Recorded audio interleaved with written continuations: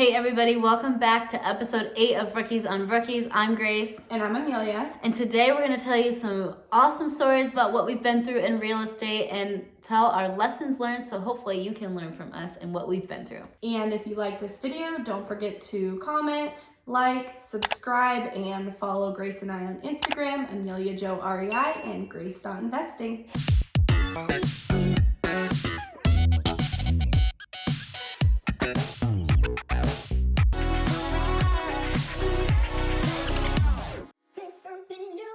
One of the first stories that I have to tell is this summer, Brant and I, my partner, closed on a home and the sellers were pretty sketchy throughout the whole process. We closed on the home and realized that they were still at the place, like digging through it and taking stuff, and we needed to get them out to not only get the keys, but to lock up and just get them out of there. So Brant went over to the property and introduced himself as the property manager to diffuse the situation, told him that he had basically expressed instructions from the owners that he needed to wait there until it was locked up. They were left and they had given him the key. So of course this seller was not very happy. She had a lot of not very nice things to say about the owners. Little did she know that Brant was one of the owners. But it was really great because sometimes in situations that need diffused, you can present yourself as a property manager or the handyman or somebody, and that way whoever you're dealing with isn't necessarily giving you their rage or feelings, but deflecting it to somebody else. And if they ever ask you something or ask you to do something that you're not sure about, you can always default on, I will need to ask. So we love to use that line a lot. Of course, we don't lie. If somebody was gonna ask, I would tell them that I own the property,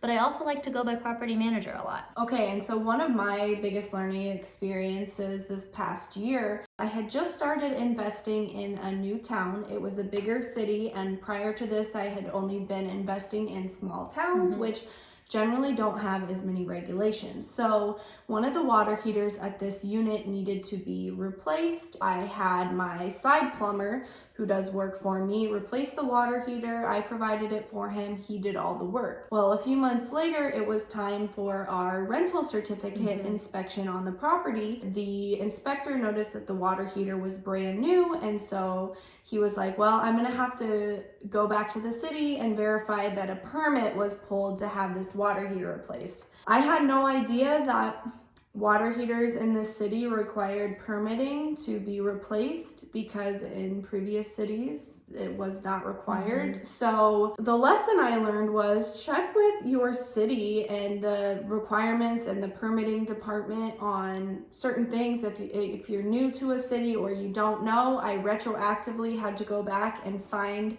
a master plumber to pull the permit and inspect that everything was installed correctly, which ended up costing me about $600. So definitely check on your permitting for new cities that you're investing in. So another story that I have is one time I put 2 duplexes under contract and I really sold the seller on not using a realtor because it would save him a bunch of money and we wouldn't do inspections. I would handle all the paperwork so that I was able to give a lower offer. He accepted, and basically all went really well until we got to pretty much closing time. I realized that I did not prepare any of the seller documents that I told him I would take care of because I truly didn't know that they needed to be prepared. I've done that before too. Yeah. This is not uncommon when you're buying and selling and not using a realtor. I literally remember texting you like, do you know what a groundwater statement is? Like, who's supposed to do that? And I was just super confused. And honestly, the only way to learn it was to be in that situation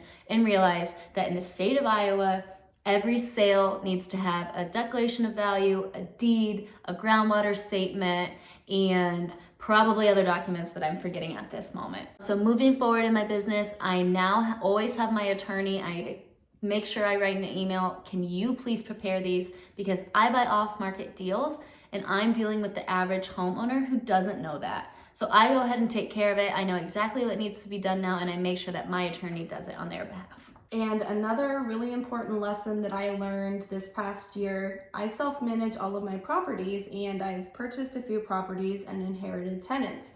And I'm a younger person and a lot of my tenants happen to be older people. So they like to test the boundaries. When you inherit a tenant, they feel like they own the property, or they feel some sort of almost like entitlement, and that's great. Sometimes, not all the time. You need to set ground rules with inherited tenants right away and let them know that you are the new owner, and they will try to push the boundaries, but you need to make sure that you stand your ground, because you are now the landlord. So just make sure when you inherit tenants, you're open and honest in your communication.